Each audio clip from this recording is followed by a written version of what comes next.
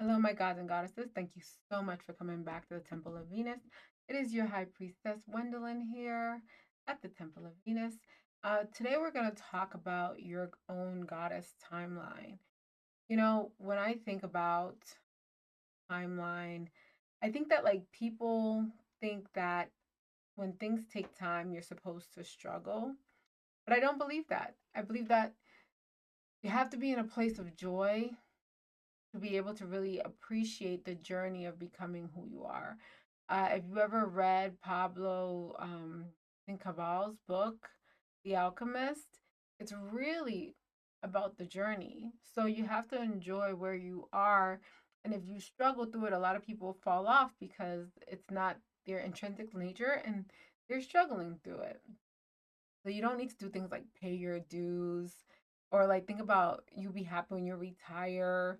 I want you to challenge those thoughts and ask yourself, who created this mess? Who created these timelines? And why are people postponing their joy? And sometimes we take this as like a badge of honor. So you have these people that spend 10 years at a job they hate, 10 years in a bad relationship, when really they could take active steps to change their life. And I feel like a lot of people aren't really like patient. I think that a lot of people are scared to make the first jump. And so let's talk about why your life can change and get better with the concept of the parallel universes. So your parallel realities, it's just for this is a fun concept. It says that you can become anything. So remember, the ethereal world has all of your realities. There are different universes. And so you have the right to draw and pull from the ethers what the universe already knows exists because it already exists somewhere in another reality, whether it be the past, present, or the future, it already exists there. So there's a timeline where you live in New York. There's a timeline where you live in Boston. There's a timeline where you live in Miami. There's a timeline where you married the wrong person. There's a timeline where you didn't get married at all, but you built a dream company. There's a timeline where you got married and had a dream company. So your possibilities are so infinite, but you decide what possibilities are going to remain dormant and which ones are going to open doors for you.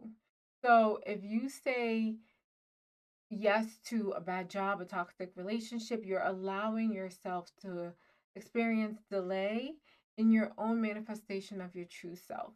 So you have to take an assessment of what is going on in the world around you and see what you can actually change. And do not be afraid of things like rejection or as life is moving and you're like picking up and figuring out how you're going to do it. And don't sit around and wait for the world to hand you opportunities. Sometimes you can go out there and make your own opportunities, have your own ideas. Creating the Temple of Venus, to me, this was already in my ethereal space. So I'm just manifesting it now until you're just seeing it. But if you wait long enough, what's going to do is going to eat at your confidence. It might take away opportunities and the doors that are going to close in front of you. It might affect your peace, and also you're youthful right now as you're watching this. I don't care how old you are. You still have that sense of youth on your side. There are people who are 80 years old that have just started a YouTube channel. There are people who are 80 years old and they just started painting and they're selling artwork. So don't turn some days into years, but definitely start now and explore what your possibilities could be because years do disappear and you definitely don't want to be on your deathbed saying that I wish I did so and so. And I also want to let you know that your future self already exists in the ethereal space in your multiple realities. So they're already sending you signals.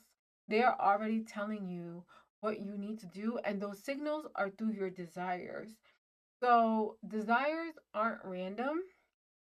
Desires are how you are aligning with your ethereal space, your grid, your field of creation to be able to manifest. So there's a certain place that you want to go. There's a reason why you want to go there. There's a certain aesthetic that you like.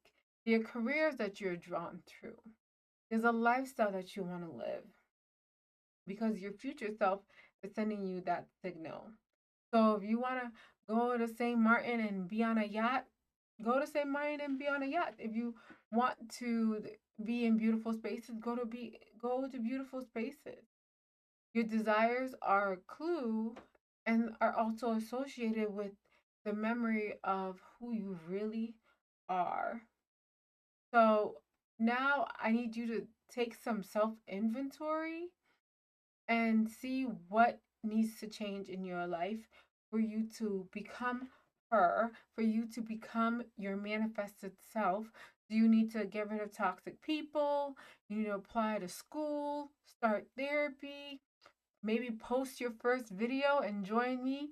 And definitely put your, if you're gonna do a YouTube video, put your video down there and I'll follow you so I can see what you're doing and comment if you're going or you want to start going to the gym. And all you have to do is start practicing being that person because those tiny habits will eventually change your life for the better. And then also don't talk negatively to yourself. Don't say negative things about yourself. Don't even joke about like your body. Don't joke about, don't say negative things about yourself because then you open other people to say negative things about you. And then you're going to be in your feelings when they do. But don't entertain people saying negative things about themselves to you because that's for me, that's just the standard. I mean, personally, it makes me cringe. So I always like it when people keep that, like, self deprecating jokes to themselves because I do not like those at all. Um, because then that identity becomes some sort of prison to them and it becomes fixed. And if you're somebody that is looking for change, if you're looking for a brighter future, then like being aligned with those people that think like that is not for the best, right? So now my question to you, as you become your sovereign Venetian, as you become the woman of your dreams in your own timeline, what are you going to do to manifest her? What I do or what I have done in the past. Let me see. I just had my notebook here.